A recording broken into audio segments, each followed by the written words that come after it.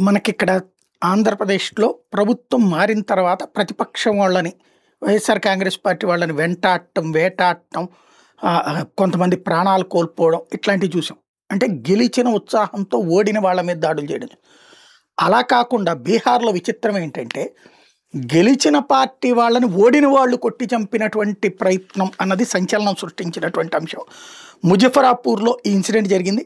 70 సంవత్సరాల వయసు ఉన్నటువంటి శంకర్ పాస్వాన్, ఈ రామ్ విలాస్ పాస్వాన్ వాళ్ళకి ఓటేశారు. ఆ ప్రాంతంలో గట్టిగా తిరిగారు. తనని కొట్టి చంపారు. ఆర్జేడీ వాళ్ళే ఈ పని చేశారు అన్నటువంటిది అతని కుటుంబం చేసినటువంటి కంప్లైంట్, ఆరోపణ మీద విచారించి నిజమని తేల్చారు.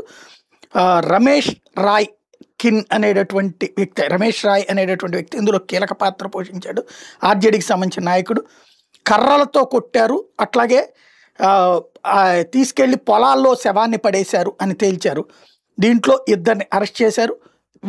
ఈ దాడికి పాల్పడ్డటువంటి వాళ్ళందరినీ వెంటాడి వేటాడుతున్నది ఇప్పుడు ప్రభుత్వం.